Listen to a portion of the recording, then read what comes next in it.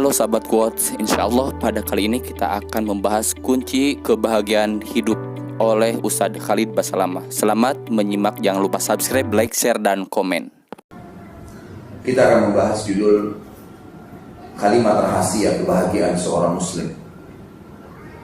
Ada satu kalimat ikhwan dan akhwat sekalian rahimani wa rahimakumullah, yang kalau Anda menjadikannya sebagai pondasi dalam kehidupan, asas dalam semua gerak-gerik kita, aktivitas kita, saya jamin secara pribadi dengan izin Allah, Anda akan sangat mudah sekali menerima perintah Allah dan mengaplikasikannya, baik itu wajib ataupun sunnah, dan sangat mudah sekali meninggalkan semua larangan Allah, baik itu haram ataupun makruh. Bahkan dengan sangat ringan, dengan senyum, bisa menghadapi semua permasalahan. Kalimat rahasia ini, saudaraku, adalah keyakinan. Seorang muslim punya kewajiban memiliki keyakinan yang sangat kuat tentang benarnya Allah subhanahu wa ta'ala sebagai Tuhan dan pencipta, dan tidak ada sekutu baginya.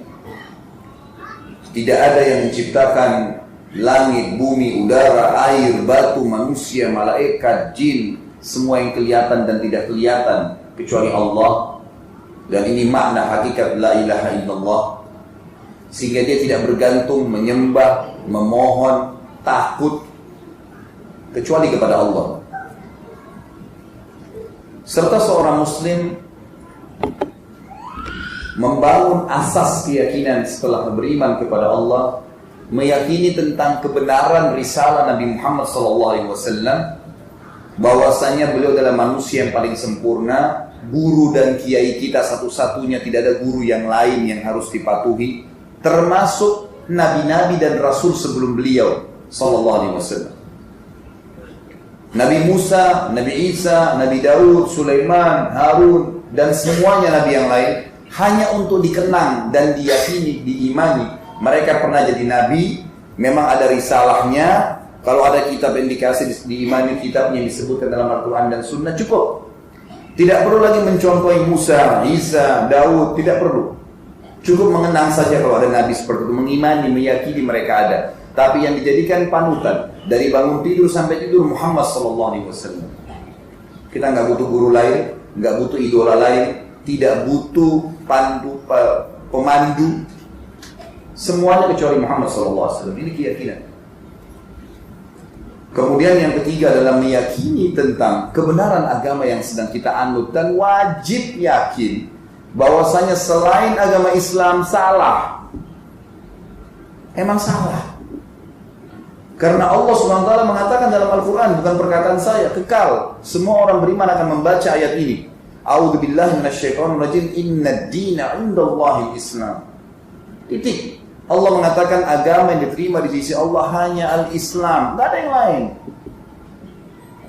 Banyak orang bernama Muhammad, istrinya bernama Aisyah, nggak ada figur Muhammad pada dirinya, nggak ada figur Aisyah dalam dirinya.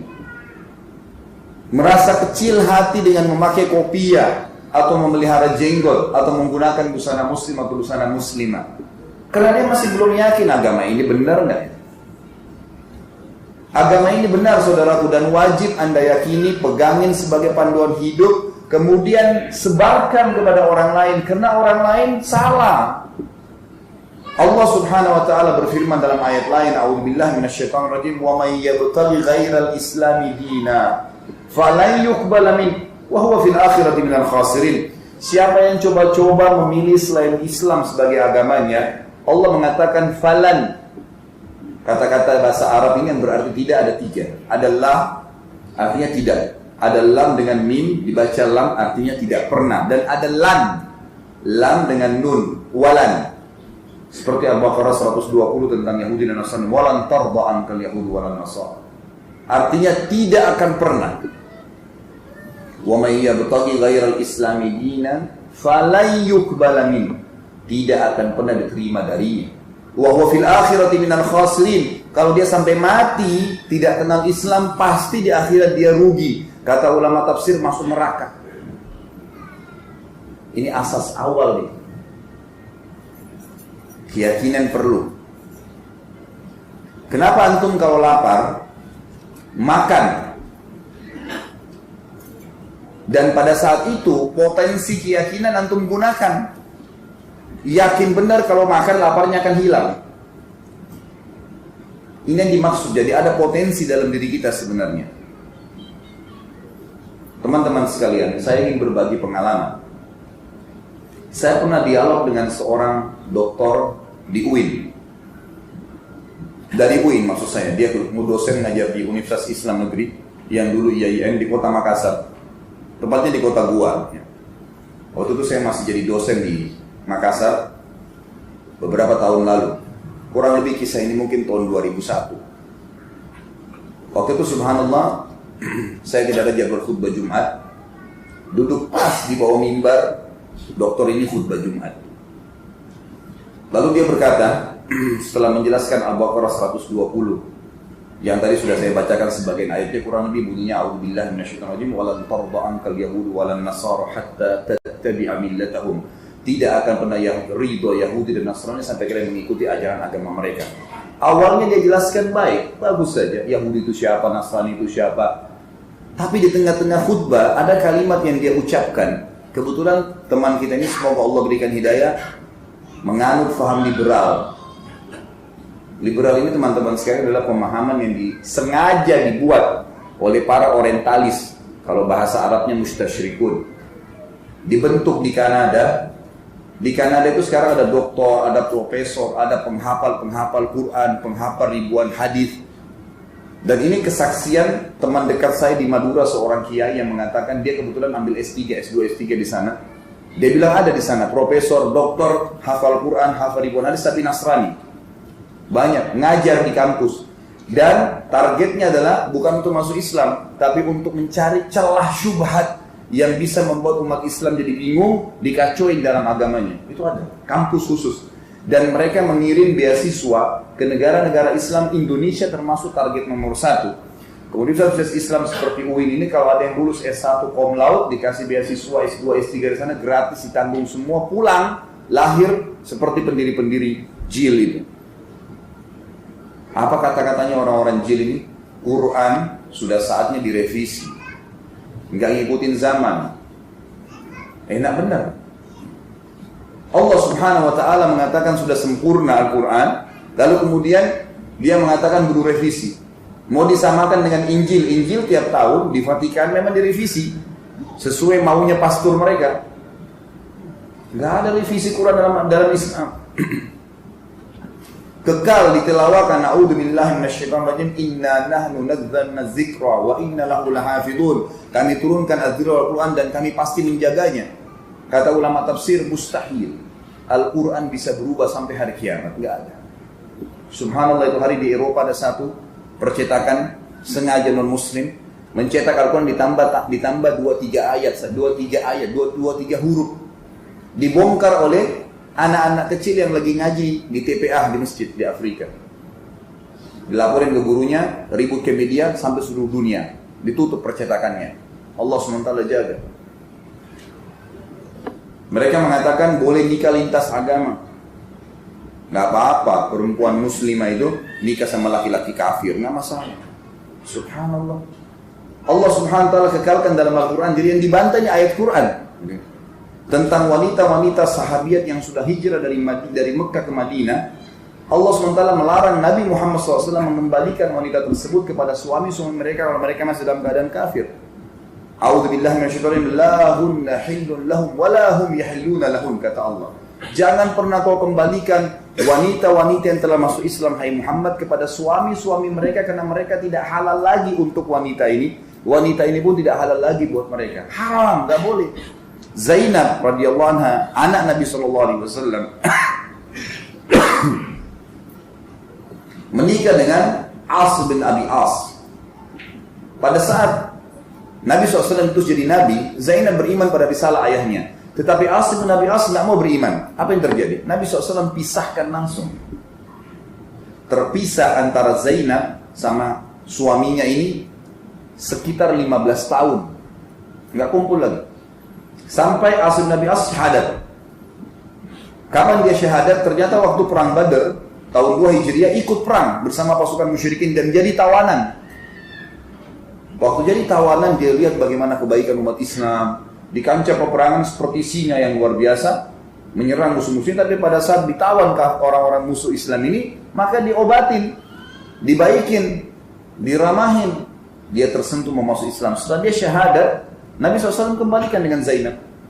Artinya apa? Dipisahkan kalau laki-lakinya kafir kan. Jelas perilaku dalam agama. Mereka bilang boleh nikah lintas agama. Yang parah sekali yang dia ucapkan di khutbah Jumat, ini yang jadi saksi bahasannya. Kalau tadi itu cuma sekedar tambahan informasi. Dia bilang, kita ini umat Islam tidak boleh sendirian mengaku masuk surga. Semua orang yang buat baik bisa masuk surga. Wah, enak sekali nih.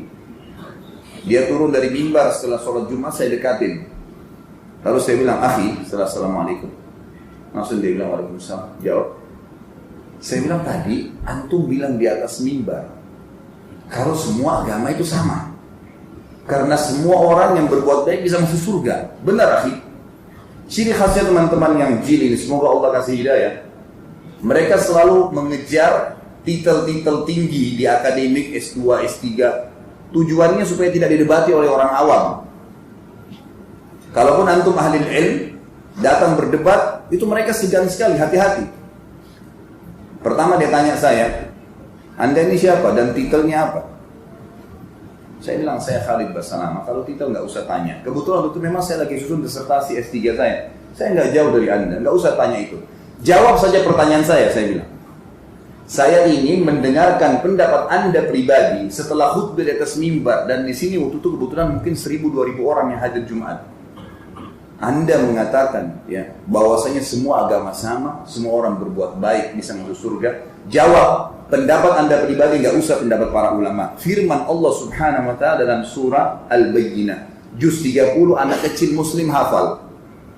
Allah berfirman, a'udzubillahi minasyaitonir rajim, innal ladzina kafaru min ahlil kitabi wal musyrikina fi nari jahannam khalidina fiha.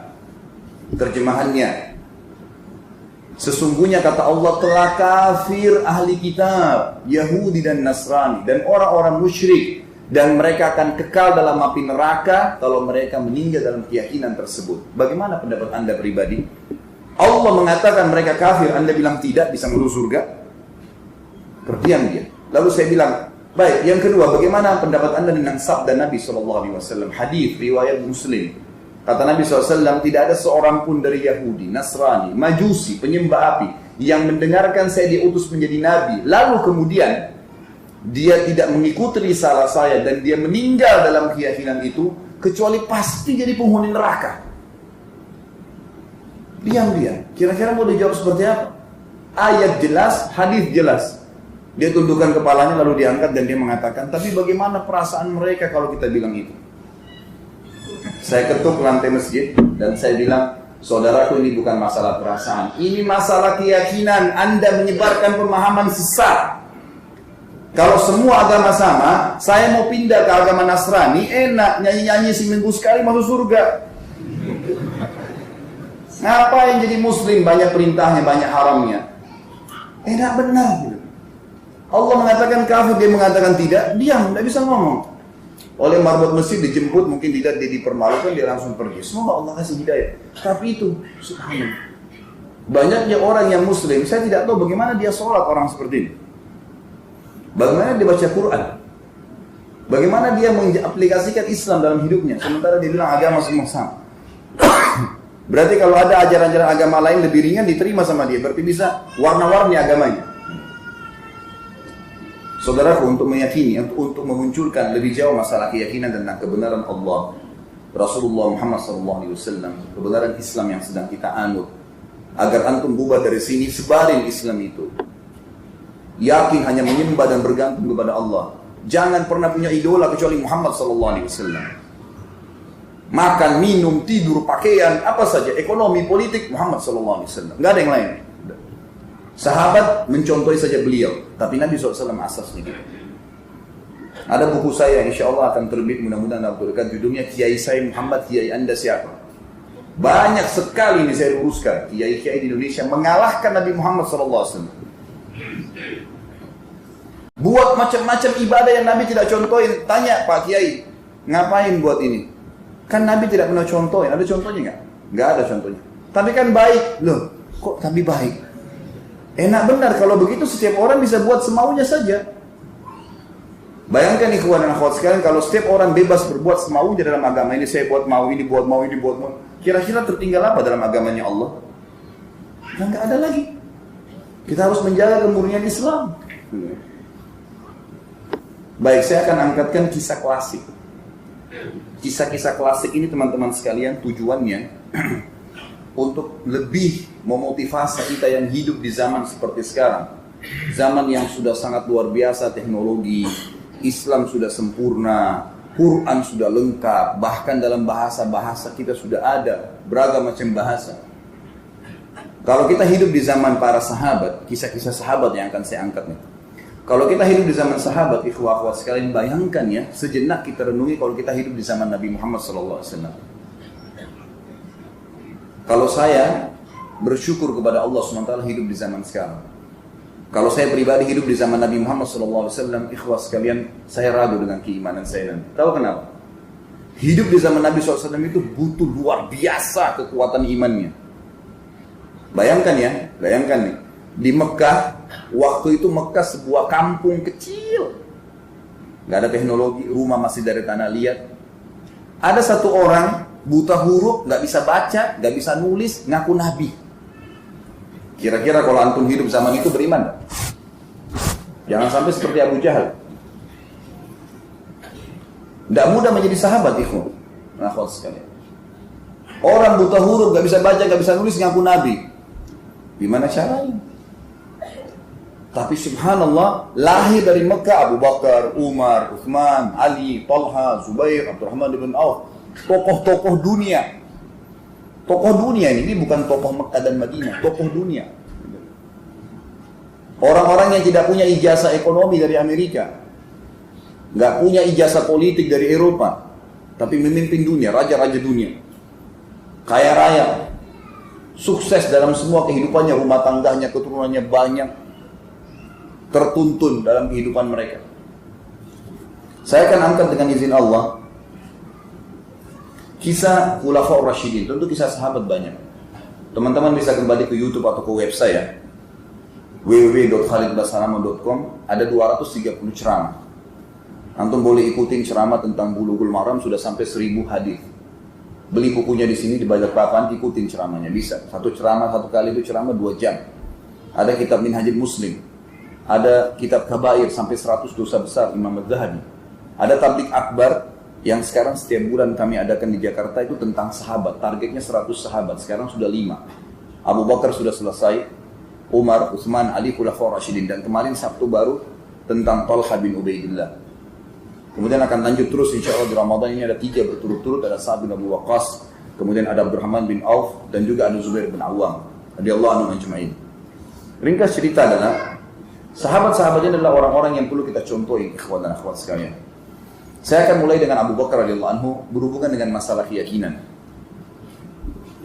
Ada satu kisah yang menarik dari kehidupan Abu Bakar ini tentang masalah keyakinan. Sebenarnya kehidupan beliau banyak sekali ya, tapi saya lihat waktu ini karena saya harus ke bandara setelah Isya nanti, harus balik ke Jakarta, jadi saya mepetkan, nanti bisa ikuti di YouTube nanti banyak. Satu-satu saja, Abu Bakar satu kisah, Umar satu kisah, Utsman satu kisah, Ali satu kisah. Tapi kisah-kisah yang luar biasa nih. Abu Bakar misalnya berhubungan dengan masalah kasus Isra dan Mi'raj. Saya tidak bicara tentang Isra Mi'rajnya, tapi saya bicara tentang peran Abu Bakar di Isra Mi'raj.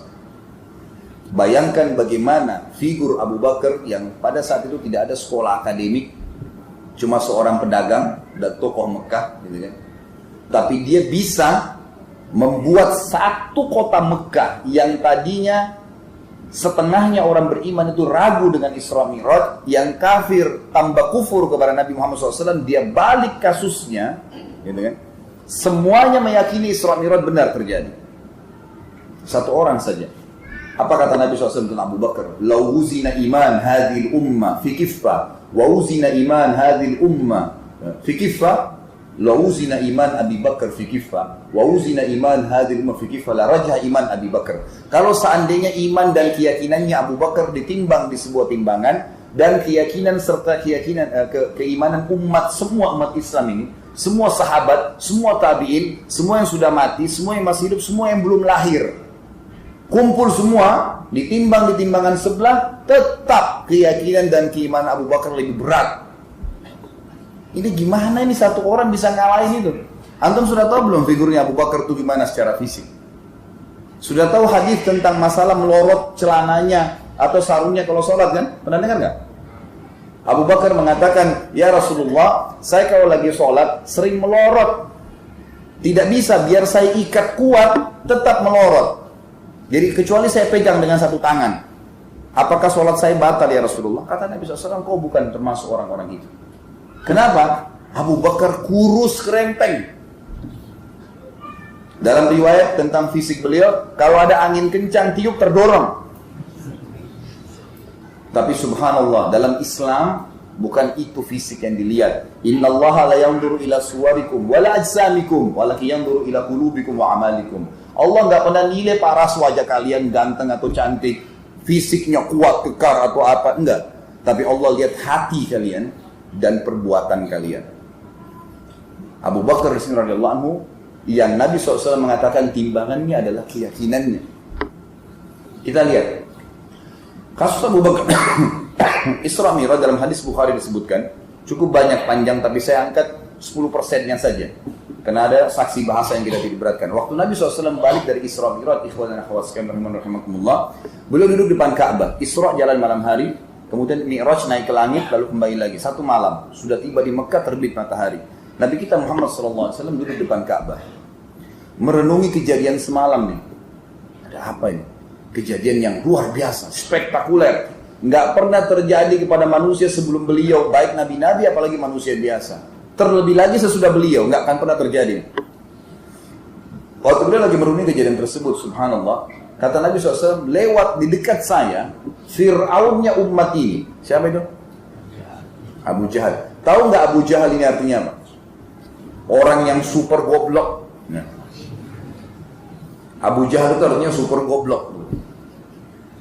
Dia oleh masyarakat Mekah dikasih julukan Abu Hakam. Tahu Abu Hakam apa? Orang yang sangat bijaksana dan cerdas. Kok bisa? Orang-orang Mekah anggap dia raja, orang yang paling cerdas. Tapi Nabi SAW suruh kita panggil dia Abu Jahal. Kenapa? Karena dia tidak mau beriman pada risalah Nabi Muhammad SAW, sementara dia tahu itu kebenaran. Dan kalau dia beriman pada saat itu, satu Mekah beriman. Bisa dia panen pahala mereka, tapi dia nggak mau. Pernah Abu Sufyan tanya Abu Jahal, bagaimana pendapatmu dengan ayat-ayat Quran yang kita dengarkan dari Muhammad? Karena memang setiap malam mereka selalu sama-sama secara tidak janjian. Kemudian mereka di rumah Nabi SAW dengarin ayat sampai pagi baru mereka pisah. 3 hari berturut-turut selalu ketemu. Abu Sufyan tanya, wahai Abu Jahal, wahai Abu Hakam, bagaimana pendapatmu dengan apa yang kita dengarkan? Kata Abu Jahal, saya tahu yang Muhammad bawa dan bacakan yang kita dengar selama 3 hari ini benar. Bayangin ya, dia bilang dia tahu itu benar. Kata Abu Sufyan, lalu kenapa kau tidak beriman? Kau raja kami, kalau kau beriman kami ikut semua beriman. Dia bilang apa? Ini lihat kejahilannya, gara-gara ini dapat julukan Abu Jahal. Dia bilang dari dulu di Mekah, suku saya sama sukunya Muhammad bersaing. Kalau mereka memberikan makan minum jemaah haji, sukuku juga melakukan itu. Kalau mereka melakukan perbuatan apa saja, membutuh pasukan membela Mekah, kami juga melakukan. Maka sehari kami, sehari buat mereka. Maksudnya bersaing terus nih. Sekarang dari sukunya Muhammad keluar nabi, suku saya tidak ada nabi. Maka saya tidak mau beriman pada Muhammad selamanya. Bayangkan, hanya gara-gara itu tuh, nggak mau ikutin Nabi Muhammad SAW. Makanya dikasih julukan Abu Jahal. Dia lewat dekat Nabi SAW. Lalu kata Abu Jahal gini, hai Muhammad, kenapa kau seperti ini? Kalau bahasa kita, kenapa kau melongo-longo gini lihat Ka'bah? Kata Nabi SAW, ceritakan dengan polosnya, tadi malam datang kepada saya Jibril, pimpinan para malaikat, membawa seekor kuda putih bersayap namanya Burak. Kemudian saya naik di atasnya, dimanapun matanya memandangkan sebuah tempat, kakinya sudah di sana, terbang. Sampai di Palestina, saya ikat tali ke tangannya, kemudian saya masuk ke masjid, saya temukan ruhnya para nabi sedang menunggu saya. Kemudian saya jadi imam, lalu kemudian saya keluar. Dalam beberapa asar yang lain dikatakan, Jibril berkata, wahai Muhammad, ini adalah Mikail, malaikat lain, pengawalnya, wakilnya Jibril. Dan riwayat ini dihasankan oleh para ulama hadis. Maka dia mengatakan, saya pun kemudian naik burak, kemudian dimi'rajkan ke langit. Saya menembus 7 lapis langit, 1, 2, 3, 4, 5, sampai ke Sidratil Muntaha. Di langit pertama saya ketemu dengan Adam. Langit kedua ketemu dengan 2 nabi yang bersepupu, Yahya dan Isa. Karena ibunya dua-dua bersaudara. Langit ketiga bertemu dengan Yusuf. Keempat ketemu dengan Idris. Kelima ketemu dengan Harun. Keenam ketemu dengan Musa. Ketujuh ketemu dengan Ibrahim. Tentu di sini saya ringkas kisahnya. Karena perjalanan Nabi SAW antara Madinah, antara Mekah ke Palestina. Ini ada ya panjang lebar riwayat menjelaskan Nabi SAW diperlihatkan azab kubur. Ini nggak saya ceritakan. Kemudian juga pada saat beliau mi'raj ke langit, ketemu dengan nabi-nabi di langit-langit ini, ada komunikasi di antara nabi-nabi ini. Tapi saya tidak jelaskan itu. Yang jelas Nabi SAW sampai ke langit ke-7, kemudian naik di Sidratil Muntaha. Pada saat tiba di Sidratil Muntaha, kata Nabi SAW, saya tidak bisa menggambarkan keindahannya karena seperti ada terdiri dari banyak permata yang besarnya seperti kuping-kuping gajah. Lalu kemudian cahaya ilahi Allah memerangi seluruh Sidratul Muntaha. Lalu kemudian saya diperintahkan sholat 50 waktu sholat. Saya pun menerimanya, lalu saya turun ke langit ke-7, ketemu Ibrahim gak bicara apa-apa. Langit ke-6 ketemu dengan Musa bertanya, wahai Muhammad, apa yang diwajibkan untuk umatmu? Aku berkata 50 waktu sholat. Musa mengatakan, umatmu tidak akan mampu, minta keringanan. Aku pun pulang, meminta keringanan sama Allah, diringankan 5. Kemudian aku kembali lagi. Langit ke-6 ditahan lagi Musa, berapa? 45, masih berat, minta lagi. Kembali lagi pada Allah SWT, terus begitu sampai sisa 5. Bayangkan ikhwah, kalau kita diperintahkan 50 waktu sholat. Per 15 menit azan, bisa nggak? Ini aja sekarang 5 waktu sholat ngos-ngosan. Jadi Musa AS punya jasa yang besar nih. Itu pun waktu balik 5, kata Musa berapa? Muhammad 5, masih berat, minta lagi. Kata Nabi SAW, saya sudah malu dengan Tuhan saya. Minta-minta terus. Terdengar suara dari Allah SWT, kata Nabi SAW, terdengar ya perintah Allah yang mengatakan, wahai Muhammad, dia 5 waktu sholat, tapi saya berikan pahala 50 waktu sholat, karena setiap amal saleh umatmu dilipat gandakan 10 kali lipat. Ringkas cerita, Nabi SAW turun ke Palestina, kembali lagi ke Mekah. Ini ringkas ceritanya ya, paling cuma 5% saya ceritakan, karena bukan ini yang sedang kita bahas. Teman-teman sekalian, kita harus tahu yang diceritakan oleh Nabi SAW ini belum masalah azab kubur yang banyak nih. Diceritakan belum waktu komunikasi dengan nabi-nabi. Diceritakan kepada Abu Jahal. Ini bukan kepada sahabat. Abu Jahal yang dasarnya benci dengan Nabi SAW. Dia mengatakan, wahai Muhammad, engkau menempuh perjalanan Mekah Palestina yang kami tempuh dengan kuda terbaik kami sebulan pergi, sebulan pulang, 2 bulan dalam 1 malam. Kata Nabi SAW, iya, dengan penuh keyakinan. Kata Abu Jahal apa? Wahai Muhammad, kalau saya kumpulin masyarakat Mekah, kau mau cerita nggak cerita kamu nih? Kata Nabi SAW, tentu saja. Tidak nunggu, tidak apa, dipegang tangan Nabi SAW, dibawa sama Abu Jahal. Kemana? Ke sebuah bukit ikhwan nafaskan, namanya Bukit Abi Kubais. Sekarang itu ada istana raja. Dulu itu ada Bukit Abi Kubais. Ada bukit tidak terlalu tinggi. Memang khusus itu untuk tempat iklan. Zaman dulu nggak ada media. Nanti ada budak, disuruh budak disampaikan, naik ke atas itu, dan budak ini cuma bertugas dia sendiri, nggak boleh yang lain naik. 1 orang naik, lalu dia mengiklankan, dia teriak, suaranya keras, khusus mengiklankan, telah lahir anaknya raja kepala suku fulan, dan Mekah akan diserang oleh pasukan suku ini. Berita-berita penting saja. Abu Jahal naik ke bukit tersebut mengajak Nabi SAW. Orang-orang Mekah dari jauh ada orang di Bukit Abi Kubais, dan pertama kali dalam sejarah Mekah, Bukit Abi Kubais dinaiki oleh 2 orang, pertama kali. Begitu mereka dekat, mereka kaget. Di atasnya ini 2 tokoh Quraisy. 1 Raja Mekah, yang 1 yang diakui sebagai Nabi oleh orang-orang yang beriman. Maka 1 kota Mekah, yang kafir berkumpul karena Abu Jahal, yang mukmin, yang sahabat kumpul karena melihat Nabi SAW. Apa kata Abu Jahal? Ceritakan hai Muhammad sekarang. Nabi SAW dengan polosnya ceritakan. Tadi malam begini, sampai habis. Ceritanya lengkap, panjang lebar diceritain. Setelah selesai, apa yang terjadi? Wah, sekalian. Yang orang-orang kafirnya Quraisy bertambah kufur. Muhammad gila nih. Cerita dari mana ada kuda bersayap bisa terbang. Sekarang saja teknologi canggih bisa dibuatin sayap kuda, kita masih tidak percaya. Apalagi zaman itu, terbang gitu kan. 1 bulan kami tempuh ke Palestina dengan kuda terbaik, pulang 2 bulan, dia 1 malam. Coba gini saya rasionalkan ikhwah, kalau di masjid ini tiba-tiba ada yang datang, kalau antum tahu perjalanan Jakarta Jeddah non-stop, tidak transit 9 jam, pesawat yang terbaik sekarang, Boeing yang paling besar 9 jam. Kalau ada orang yang bilang di masjid ini, tadi saya jam 5 sore sudah ke Jeddah, ini sudah tiba sekarang di Jakarta, percaya nggak? Ada pesawat loh, percaya nggak? Nah seperti itu kurang lebih keadaannya orang Quraisy dulu tuh. Makanya gak gampang jadi sahabat nih, bahaya sekali. Saya pernah bercanda dengan beberapa teman-teman saya, sama-sama di Madinah dulu, waktu kami masih kuliah.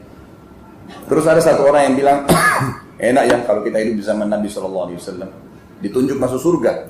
Kau di surga, kau di surga, kau di surga. Enak sih. Abu Bakar di surga, Umar di surga, ditunjuk-tunjuk sama Nabi SAW. Enak betul. Terus ada satu teman kami, namanya Muhammad Rahili, adiknya Dr. Sulaiman Rahili. Kalau antum sering dengar beliau datang tabligh akbar, itu adik kandungnya langsung, itu teman dekat saya. Langsung dia bilang, iya akhwani, iya betul. Kalau kita menjadi Abu Bakar dan Umar, kalau kita menjadi Abu Jahal, gimana? Emangnya gampang mau percaya begitu saja? Antum sekarang muslim ini enak. Kita lahir orang tua kita sudah muslim dan muslimah. Quran sudah sempurna. Ya kan? Sudah banyak Islam, buku-buku Islam banyak, ulama, dai banyak. Zaman dulu ini nggak ada. Yang ngaku Nabi buta huruf, nggak bisa baca, nggak bisa nulis. Kembali kepada kisah tadi teman-teman sekalian, Nabi SAW sampaikanlah semuanya dengan polosnya. Orang-orang yang kafir bertambah kafir, dan yang sudah beriman dari kalangan sahabat jadi bimbang. Benar nggak ini? Cerita ini bagaimana ya? Tapi ini Nabi yang sampaikan. Abu Jahal turun dari bukit Abi Qubais sambil senyum. Dan dia berkata, sekarang agamanya Muhammad sudah habis. Ternyata dia tujuannya tadi mengajak Nabi SAW untuk menyampaikan ini. Bukan untuk nyebarin berita benar, supaya orang beriman, enggak. Supaya memojokkan Nabi. Ini cerita bohong, udah nggak mungkin. Dia turun, ternyata dia turun, dia senyum, ada beberapa sahabat sempat lihat, diikutin. Dia menuju ke Darun Nadwa, tempat kumpulnya orang-orang Quraisy. Lalu dia bilang apa? Wahai Quraisy, berita gembira, agamanya Muhammad sudah habis. Kata teman-temannya, kenapa wahai Abu Hakam? Lalu dia ceritakan, Muhammad mengarang cerita bohong. Katanya begini, ceritain sampai habis. Isra Mi'raj, tuntong gini. Abu Jahal hafal mati nih. Dia nggak sadar disebarin sama dia. Selesai dia cerita, semua orang diam. Memang dia ini jadi pemicu masalah. Lalu kemudian dia bilang, tinggal ada 1 orang. Kalau 1 orang ini kalian bisa rusak keyakinannya, maka pastikan agamanya Muhammad sudah habis. Cari Abu Bakar. Abu Bakar waktu itu ikhwan dan akhwat sekalian lagi di kebun kurmanya di luar kota Mekah. Tadi waktu Abu Jahal turun menuju ke Darun Nadwa, ada beberapa sahabat yang ikut karena ingin tahu nih. Mereka pun dengar ternyata Abu Jahal mau ngajak teman-temannya menuju ke kebunnya Abu Bakar. Mereka bimbang, mau juga dengar Abu Bakar bilang apa nih. Akhirnya pergi, rame-rame semua nih. Sampai di kebun Abu Bakar, Abu Jahal dengan sombong teriak-teriak, wahai Abu Bakar keluarlah. Abu Bakar keluar, heran, pertama kali kebunnya didatangi oleh tokoh-tokoh Quraisy. Dan pertama kali dalam sejarah Mekah, semenjak Nabi SAW terus jadi Nabi, orang beriman sama orang kafir jalan sama-sama. Belum pernah nih. Ada apa ini? Kata Abu Bakar ke Abu Jahal, ada apa Abu Jahal? Abu Jahal bilang, temanmu Muhammad sudah gila. Masa dia ngarang cerita, diceritain sama dia. Katanya datang Jibril, ada burak bisa terbang, ada begini, Palestina naik ke langit. Cerita semua lengkap. Abu Bakar ini belum dengar dari Nabi SAW. Dari Abu Jahal dengarnya. Sampai selesai. Tujuannya dia apa? Untuk mengendorkan, menghilangkan keyakinan Abu Bakar. Perhatikan. Kata para ulama, dalam menukil masalah kisah-kisah seperti ini, terutama dalam masalah sejarah, dalam sirah, dikatakan bahwasanya kalimat yang diucapkan Abu Bakar yang akan saya ucapkan sebentar lagi ikhwah-ikhwat sekalian, setelah ya, izin Allah Subhanahu wa taala, setelah hikmah dari Allah Subhanahu wa taala, Islam bisa sampai kepada kita. Waktu itu orang bimbang nih, yang sudah beriman pun bimbang. Tinggal Abu Bakar sendiri nih. Tinggal sendirian dia. Dia mengatakan apa? Wahai Quraisy. Tunjuk semua orang Quraisy. Sudah tahu nih mau dikendorkan imannya. Apa yang dia bilang? Wahai Quraisy, ketahuilah kalau di depan mata saya ada tembok warnanya putih terang, lalu kemudian Muhammad mengatakan tidak Abu Bakar, itu warna hitam, saya akan bohongkan mata saya dan saya bilang iya hitam. Coba kira-kira Abu Jahal mau bilang apa? Tembok putih, Muhammad bilang hitam. Oh iya, mata saya salah, hitam. Diam Abu Jahal, nggak bisa ngomong. Abu Bakar ini radhiyallahu anhu tahu kalau ada masalah. Dia tanya sahabat-sahabat di situ. Di mana Rasulullah SAW? Oh, di bawah bukit Abi Qubais, kerumuni orang. Abu Bakar langsung ke sana. Tinggalin Abu Jahal semua. Abu Jahal juga nyusul ke sana, gitu kan? Abu Bakar melakukan sebuah retorika yang sangat menarik. Waktu dia lihat Nabi SAW dari kejauhan, dikerumuni orang, Abu Bakar sengaja teriak, "Ya Rasulullah, ya Rasulullah," teriak-teriak. Orang-orang waktu lihat Abu Bakar, semua kasih jalan. Seperti kalau di masjid ini tiba-tiba ada yang teriak dari sana, panggil saya, pasti antum balik ke sana semua. Jangan ada yang teriak, bener ya. Orang kasih jalan. Nabi SAW waktu lihat yang datang Abu Bakar senyum, sudah tahu siapa yang datang.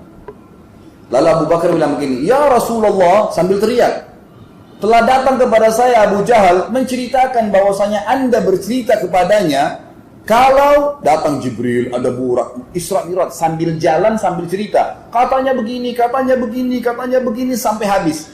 Pas depan Nabi SAW ceritanya habis. Isra Mi'raj sengaja. Jadi Isra Mi'raj itu makin jebar, gitu kan? Apa yang terjadi? Pas tiba depan Nabi SAW, Abu Bakar sengaja kerasin suara. "Benarkah ya Rasulullah?" Nabi SAW sudah Nabi, tahu. Dia bilang, "Benar wahai Abu Bakar." Abu Bakar mengucapkan lagi satu kalimat, ikhwan sekalian, kata para ulama, kalimat ini yang kembali memenuhkan imannya sahabat yang sudah kendor. Sekarang untuk sahabat nih, kata Abu Bakar, "Anda pasti benar." Selesai kalimat itu saja, "Anda pasti benar." Semua sahabat, "Oh iya ya, ini Nabi, gak mungkin salah." Kembali imannya semua. Abu Jahal sudah diam, sahabat sekarang sudah mulai beriman kembali. Maksudnya di sini bukan beriman, sudah mulai kembali tingkat imannya, karena iman memang bertambah dan berkurang, gitu kan? Abu Bakar radhiyallahu anhu cerdas nih. Dia ingin membuat satu Mekah meyakini tentang Isra Mi'raj. Bagaimana caranya? Dia bilang, "Ya Rasulullah, kami tahu, satu Mekah tahu, Anda belum pernah ke Palestina. Belum pernah Anda ke Palestina. Maka saya akan panggil beberapa tokoh-tokoh Quraisy, tokoh-tokohnya. Saya akan panggil tokoh-tokoh Quraisy, ada belasan orang jumlahnya, yang hampir setiap dalam satu tahun bisa berapa kali ke Palestina. Surah Quraisy, li'ilafi Quraisy, rihlatash syita'i was-shaif. Perjalanan musim dingin dan musim panas. Mereka kalau rihlatash syita, musim dingin ke Palestina. Kalau as-shaif itu ke negeri Yaman, gitu kan? Jadi mereka tahu Palestina, mereka tahu pintu gerbangnya, mereka tahu pasarnya, mereka tahu rumahnya, mereka tahu Masjid Aqsa. Saya akan panggil mereka ya Rasulullah, dan silakan setelah mereka datang, Anda menggambarkan buat mereka Palestina. Nabi SAW mengatakan, baiklah. Pergi Abu Bakar ke Darun Nadwa, panggil semua. Termasuk Abu Jahal sendiri datang, semua teman-temannya datang. Dipanggil. Lalu setelah kumpul kata Abu Bakar, "Wahai Quraisy, Muhammad akan menceritakan kepada kalian sebentar lagi tentang Palestina, Masjid Aqsa. Semua keadaannya di sana. Kalau yang dia ceritakan benar seperti yang kalian tahu, maka kalian harus membenarkannya. Dan kalau seandainya ada yang diceritakan satu saja tidak sesuai dengan apa yang kalian tahu, misal dia ceritakan pintu gerbang warnanya coklat ternyata biru misalnya, satu saja tidak benar, kalian punya hak mendustakannya." Sepakat? Sepakat. Kata Abu Bakar, "Silakan ya Rasulullah." Dalam hadis Bukhari kata Nabi SAW, Allah membukakan di depan mata saya Palestina sampai saya menceritakan kepada mereka pintu gerbangnya, jalan-jalannya, pasar-pasarnya, rumah-rumahnya, dan saya bisa menghitungkan untuk mereka jumlah tiang dan kacanya Masjid Aqsa. Jendelanya dihitung oleh Nabi SAW. Dan subhanallah, setiap Nabi bilang pintu gerbangnya begini, orang Quraisy tadi yang belasan ini, Muhammad benar, jalannya begini, Muhammad benar, begini masjidnya, Muhammad, semua benar. Yang beri kesaksian siapa? Tokoh-tokoh Quraisy. Akhirnya satu kota Mekah yang tadinya bimbang ini, benar nih, tokoh-tokoh Quraisy berikan kesaksian, gitu kan? Ikhwan akhwat sekalian, secara rasional begini. Kalau seandainya sekarang di atas podium ini saya ingin menceritakan ke antum tentang Masjid Aqsa. Sekarang dengan teknologi canggih saya bisa share pakai kamera satelit. Saya bahkan bisa ceritakan warna keramik yang pecah di Masjid Aqsa. Sekarang bisa. Kemarin saya umroh dengan beberapa jemaah, ada jemaah saya langsung hubungkan dengan satelit. Bisa kita lihat tuh, lagi di hotel mana di Mekah, lagi jalan di gang mana. Kelihatan langsung. Jelas sekarang bisa. Tapi zaman dulu nggak mungkin, harus lihat dengan mata kepala. Gitu kan? Apa yang terjadi? Selesai, orang-orang Mekah diam semua. Saya lengkapkan kisah Isra Mi'raj ini sebagai penutup riwayat dalam masalah ini. Tentu Abu Bakar sudah cerita ceritanya. Nabi Muhammad SAW sempat berkata kepada orang-orang Quraisy, wahai Quraisy, ada satu bukti lagi. Kalau kalian percaya dengan bukti itu, kalian akan beriman pada saya. Tapi kalau kalian tidak percaya, maka kalian tidak akan beriman selamanya. Kata Nabi SAW, waktu saya sedang pulang dari Palestina ke Mekah, di atas Burak tuh, saya melihat ada kafilah kalian. Kafilah ini karavan. Biasanya 3 ekor unta ke atas namanya kafilah. Ada kafilah kalian sedang pulang menuju ke Mekah. Kafilah itu ada unta-untanya dan setiap unta ada fulan namanya orang-orang Quraisy atas unta itu. Dan unta yang paling depan warna putih, di lehernya ada kain warna merah. Mereka sempat kehilangan unta di tengah jalan dan saya lihat unta mereka di sebuah lembah. Lalu saya bilang, wahai Quraisy dari atas, unta kalian di lembah fulan, ambillah. Mereka ikutin suara saya dan mereka temukan unta mereka. 2 hari lagi kafilah ini akan sampai. Tanyakan pada mereka. 2 hari lagi, ikhwan dan akhwat sekalian, satu Mekah, semuanya tidak tertinggal. Yang kecil, perempuan, orang tua, yang beriman, yang kafir, semua kumpul di sebuah pintu namanya pintu Bani Syaibah. Kumpul di situ semuanya, menahan orang-orang masuk waktu. Ya. Sedikit lagi, ya. Maka pada saat itu, afwan, sebentar ya. Ini sementara ada 1 menit insya Allah. Pada saat itu semua orang-orang Mekah berkumpul di pintu Abi Qubais.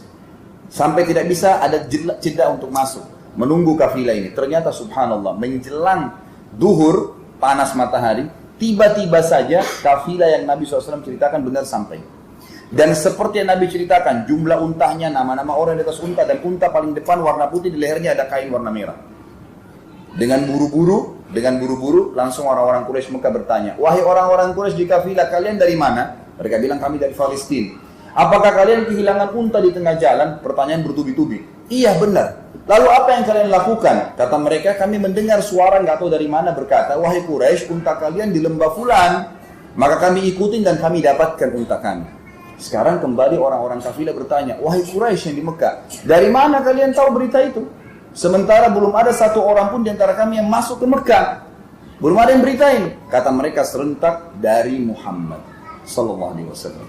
Maka satu kota Mekah semuanya meyakini tentang kebenaran Isra Mi'raj gara-gara kasus ini. Tapi inti bahasan kita karena Abu Bakar radhiyallahu anhu.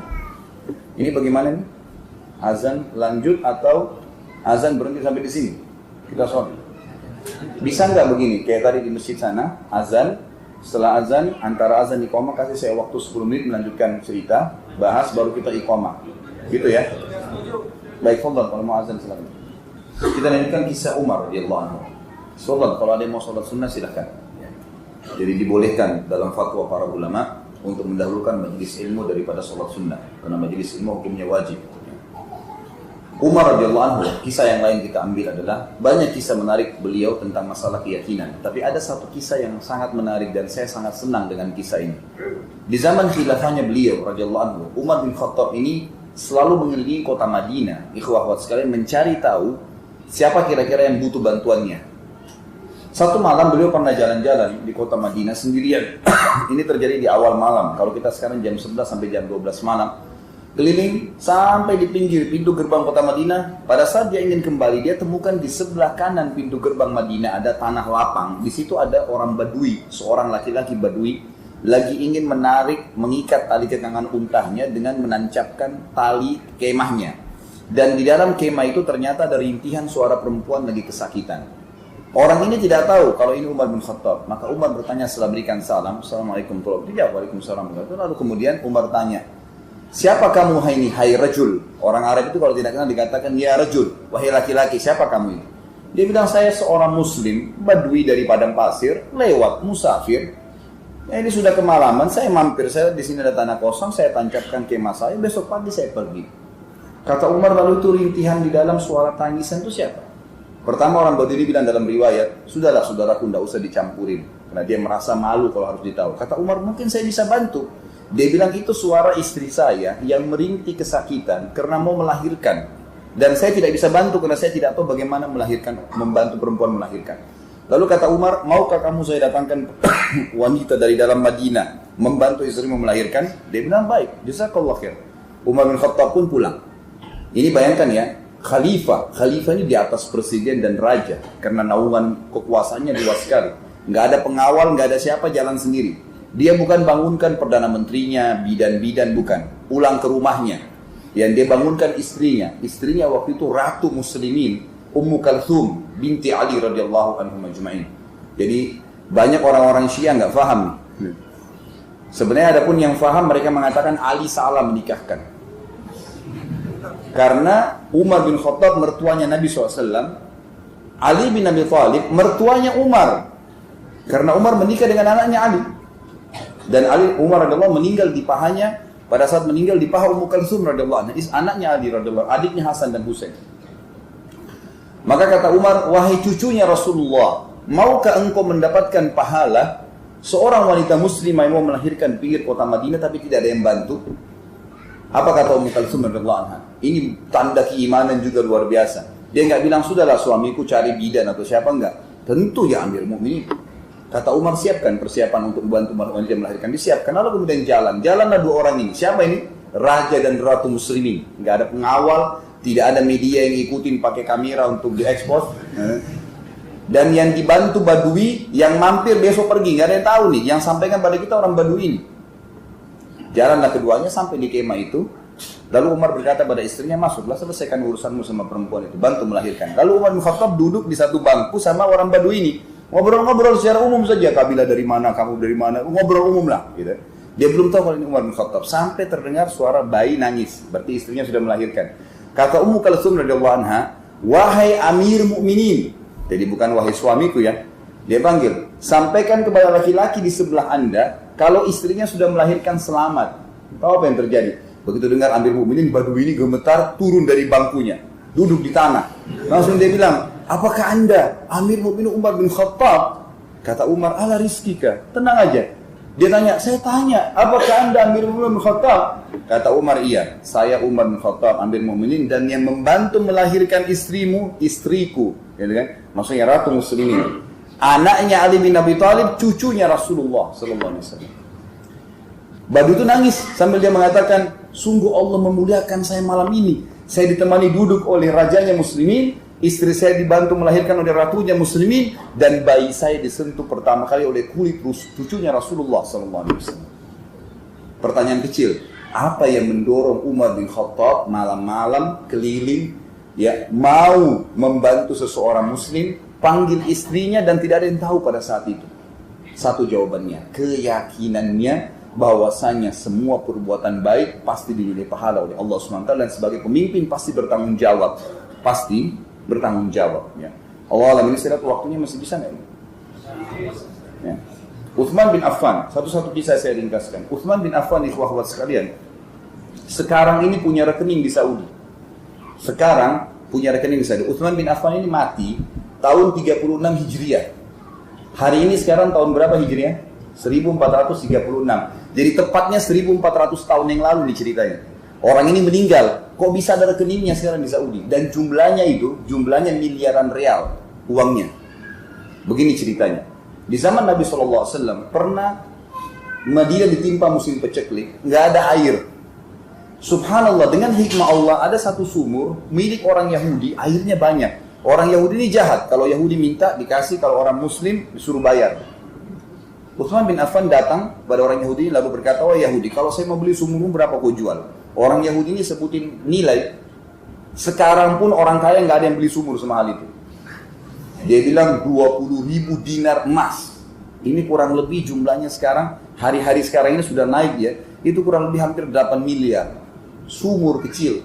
Saya punya proyek di Jawa Tengah, 4,5 juta sudah jadi sumur untuk satu kampung. Ini 8 miliar sumur. Dia kaget, Uthman nggak nawar nggak apa, dia bilang saya beli. Pulang ke rumahnya, diambil sama dia, 20.000 dinar emas dikasih. Saking senangnya Yahudi, dia bilang, wahai Uthman, ambil di sumur sama kebun-kebunnya. Ada kebunnya di situ, kebun kurma. Dikasih semua, dia pergi, ini 7 turunan bisa hidup. Uthman waktu itu dan seluruh muslimin, hidupnya dari air sumur, jemaah sekalian, tidak ada air. Tidak ada air gitu kan. Uthman lagi haus, subhanallah, tidak minum seteguk pun kecuali sudah diiklanin. Ini semua wakaf untuk muslimin. Air sumurnya siapapun boleh minum, hasil kurmanya silakan siapa yang mau ambil. 8 miliar disedekahkan waktu itu. Berjalan di zaman Nabi SAW sampai Nabi meninggal, Abu Bakar meninggal, Umar meninggal, sampai Utsman jadi khalifah. Sama Utsman dikembangin, ditanam pohon-pohon kurma banyak supaya lebih banyak lagi. Dan hari ini sekarang kebun kurmanya masih ada di Madinah, sumurnya masih ada. Sekarang ada 500 pohon kurma. Jadi satu pohon kurma itu bisa menurunkan kurma, menghasilkan bisa mendekati 1000 kilo kurma. Dan kita tahu buah kurma ini, ikhwah-ikhwat sekalian, bisa bertahan setahun 2 tahun kalau kurma kering, nggak rusak. Jadi sangat menguntungkan bisnis kurma itu. Dan patokannya orang di Saudi itu kalau kaya bukan mobil Mercy yang dia pakai, tapi punya kebun kurma nggak. Karena mahalnya kurma itu. Pohon kurma itu susah, merawat dan lama umurnya gitu kan. Subhanallah, kata ulama, sumur satu-satunya di dunia yang bisa bertahan 1400 tahun, airnya masih jernih, sumurnya Utsman bin Affan. Sampai sekarang antum masih bisa minum. Satu waktu kalau ke Madinah tanya, ya, mutawifnya tolong, saya mau datang ke kebun kurmanya Utsman, mau minum airnya, ada. Dibuka oleh kerajaan Saudi, boleh minum. Tapi kurmanya, sekarang oleh kerajaan Saudi, hasil kurmanya, kalau di zaman Utsman, semuanya disedekahkan kepada fakir miskin. Kalau sekarang kerajaan Saudi dibagi 2, setengah disedekahkan, setengah lagi dijual, dibukakan rekening atas nama Utsman bin Affan. Hasilnya, setiap hari penjualan kurma itu ada, sampai miliaran real. Dan dari uang itu oleh kerajaan Saudi dibelikan tanah atas nama Utsman di dekat Masjid Nabawi, akan dibangun hotel bintang 5 atas nama dia. Coba lihat ikhwah sekalian, apa yang mendorong Utsman mau bayar 8 miliar dulu, dan karena tidak ada kecuali keyakinan, dan keyakinan ini yang membuat Allah kekalkan apa yang telah dia sedekahkan itu. Bedakan dengan antum yang lewat celengan masjid, ada 1000 tua 1000 baru, yang mana antum masukkan? Jujur, masukin 1000 tua, minta sama Allah apa? Kesehatan, kekuatan, keturunan. Bagaimana bisa? Coba lihat infaknya itu. Kita tutup dengan kisah Ali radhiyallahu anhu. Mohon maaf, kisah Ali ini juga saya ringkaskan. Ali punya banyak kisah, tapi di zaman khilafahnya pernah ada satu orang Yahudi masuk Islam. Ikhwah buat sekalian, orang yang paling susah masuk Islam Yahudi. Susah sekali. Apa kata Nabi SAW dalam hadis Bukhari? Kalau seandainya ada 12 orang saja Yahudi di zaman beliau masuk Islam, beriman di tangan saya, kata Nabi SAW, semua Yahudi masuk Islam. Susahnya. Jadi di zaman Nabi cuma 5-6 orang saja yang masuk Islam dari orang Yahudi. Ada beberapa orang. Di zaman Ali jadi khalifah, beliau pernah jalan-jalan satu waktu di pemukiman Yahudi, lewat di satu rumah, sendirian, tidak ada yang awal. Kemudian dilihat ada baju lagi dijemur, ternyata ada baju perang lagi dijemur. Ali lihat, kayaknya baju perang saya nih, kata Ali. Diketuk, pemilik rumah itu ditanya, hai Yahudi atau keluarga, ini di depan baju perangnya siapa? Kata Yahudi, Amir Mu'minin, Anda tahu tuh di rumah saya berarti punya saya. Kata Ali, tapi kayaknya punya saya. Buktinya 1, 2, 3, 4, 5, ada tanda-tandanya, ada sobekan, ada jahitan, ini punya saya. Kata Yahudi, seperti saya jawab, Amir Mu'minin, di rumah saya berarti punya saya. Ada 3 kejadian dalam kisah ini, saya ringkaskan, yang membuat Yahudi ini akhirnya syahadat. Susah buat Yahudi syahadat. 3 kejadian. Kejadian pertama, Yahudi ini yang menceritakan, dia bilang, saya kaget, tiba-tiba saja Amir Mu'minin berkata, kalau begitu ayo kita berhukum ke pengadilan. Dia bilang kalau Raja Yahudi mustahil, tinggal diambil selesai. Terima nggak terima terserah, gitu kan? Ini pembebasan antara raja muslim dengan masyarakat biasa, kafir lagi. Sama Ali diajak ke pengadilan. Kata Yahudi ini, saya pun jalan bersama Amir Mu'minin ke pengadilan. Ini kejadian yang mengagumkan bagi dia yang pertama. Yang kedua dia bilang, pada saat masuk ke pengadilan, Amir Mu'minin memberikan salam. Assalamualaikum warahmatullahi wabarakatuh. Yang jadi hakim namanya Shuraih Al-Qadi. Ini orang terkenal sekali. Umar bin Khattab yang nunjuk sampai Utsman. Dan ini 60 tahun jadi qadi di 5 khalifah. Abu Bakar, Umar, Utsman, Ali, dan juga sampai di Muawiyah, bahkan sampai di Yazid. Ringkas cerita, waktu diberikan salam, orang-orang yang ada di hakimin di situ di ruangan menjawab salamnya Ali, tapi anehnya tidak ada satupun orang yang berdiri salaman, kayak kalau ketemu presiden gimana sih? Gitu. Gak ada. Kenapa? Karena Ali ini tiap hari radhiyallahu anhu rumahnya terbuka untuk siapapun yang mau ketemu. Bahkan dalam kisahnya kalau untuk mengikuti di YouTube ceramah saya 4 jam tablik akbar Ali itu, beliau selalu di pasar ngangkatin barangnya orang. Ikut-ikutan sama masyarakat. Jadi orang sudah biasa ketemu, bukan sesuatu yang istimewa gitu. Kata Yahudi ini, anehnya setelah jawab salam, sudah selesai. Nggak ada sesuatu yang istimewa. Dan yang luar biasa, Shuraih bilang di atas kursinya, silakan wahai Amir Mu'minin. Maksudnya silakan antri. Anehnya dia bilang, Amir Mu'minin Ali pergi ke belakang sekali, antri. Duduk, tidak marah, tidak apa. Siapa hakim ini? Ditunjuk oleh Ali, digaji oleh Ali. masuk. Ini kejadian kedua yang buat dia kagum. Kejadian ketiga akhirnya dia syahadat, teman-teman saya. Ini sebagai penutup juga ceramah kita. Subhanallah, Yahudi ini bilang, waktu tiba giliran kami, Hakim Syuraih berkata, ada apa wahai Amir Mu'minin? Kata Ali, tadi pagi saya jalan di pemukiman Yahudi, saya temukan baju perang ini yang di tangan dia. Saya yakin ini baju perang saya. Buktinya 1, 2, 3, 4, 5. Ini yang berbicara sekarang antara Ali, raja, dan hakim pegawainya dia. Bayangkan ini, di atas kursi duduk, Amir Mu'minin di bawah. Lalu kata Syuraih kepada Yahudi, bagaimana pendapatmu hai Yahudi? Dia bilang, saya sudah jawab di rumah saya. Saya bilang kepada Amir Mu'minin, ini jelas di rumah saya, berarti punya saya. Ali balik, ditanya lagi Ali oleh Syuraih, wah Amir Mu'minin, Anda punya saksi nggak? Kata Ali, yang paling kenal baju ini cuma 3 orang, Hasan, Husain, anak saya, dan Fatimah, istrinya. Gitu kan? Apa kata Syuraih? Ini pegawai sedang dialog sama atasannya nih, yang gaji dia.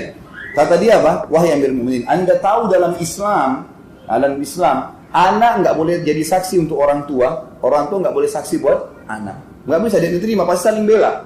Tinggal istri Anda. Dan Anda tahu dalam Islam saksi minimal 2 orang laki-laki terpercaya. Kalau tidak ada 1 laki-laki diganti berapa perempuan? 2. Berarti harus ada 4 perempuan. Ali punya 1 Fatimah. Apa kata Syuraih? Apakah Anda punya 3 wanita yang lain? Kata Ali nggak ada. Kata si Yahudi yang membuat dia masuk Islam ini yang ketiga, saya kaget atas keputusan Syuraih Qadhi. Dia bilang apa? Kalau begitu wahai Amir Mu'minin, dengan tegas dan jelas saya putuskan baju perang itu punya Yahudi. Pengadilan Islam, Raja Islam, ini hakim ditunjuk oleh Raja Islam. Dikasih Yahudi yang kafir tuh, karena nggak ada saksi. Kata Ali, baiklah kalau begitu.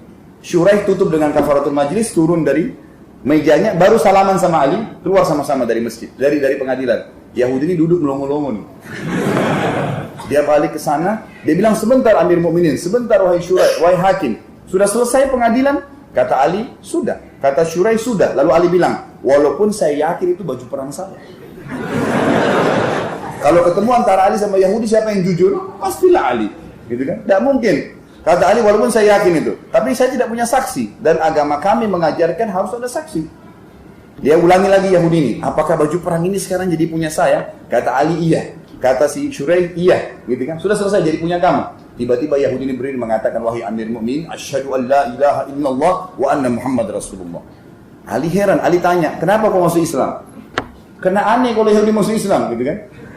Maka dia bilang, wahai Amir Mu'minin, demi Allah, baju perang ini punya Anda yang saya curi 2 hari lalu. Tapi saya masuk Islam justru karena kebenaran agama kalian. Bayangkan nih. Gara-gara keyakinannya Ali tentang kebenaran agama ini, dia mau korbankan. Allah buktikan kebenaran sampai orang lain dapat hidayah. Sebagai kata penutup ikhwah sekalian, Anda tinggal yakin, percaya lisan saya ya, Anda tinggal yakin agama yang kita anut paling benar, Allah benar ada, tidak ada sekutu baginya, Muhammad SAW adalah Nabi utusan terakhir, tidak perlu ikuti Nabi yang lain. Meninggal dalam keyakinan ini, ikhwah sekalian, demi Allah masuk surga. Surga ikhwah sekalian, wallahi bukan dongeng, tapi kepastian yang akan kita dapatkan, semua dijanji. Dan neraka demi Allah ikhwah sekalian adalah betul ancaman Allah dan pasti kena kepada orang itu. Kita kalau sholat, sujud memang Allah sedang menyaksikannya dan mengetahui masalah itu. Kata Nabi SAW, kalau seorang hamba mengatakan Alhamdulillahirrabbilalamin, Allah jawab dari langit, Hamadani abdi, aku dipuji oleh hambaku. Kalau kita bilang Ar-Rahmanir-Rahim, Allah mengatakan Asna alayya abdi, hambaku memuji-muji saya. Kalau kita bilang Malik Yaumiddin, Allah mengatakan Majadani abdi, hambaku mendudukanku pada posisinya. Terus begitu. Semua itu benar, ya. Tidak ada yang salah. Semua orang yang beriman akan masuk surga, semua yang salah akan masuk neraka. Maka pertahankan wala tamutunna illa wa antum muslimun. Jangan meninggal dalam keadaan Islam. Subhanakallahumma bihamdika asyhadu an la ilaha illa anta astaghfiruka wa atubu ilaik. Wassalamualaikum warahmatullahi wabarakatuh.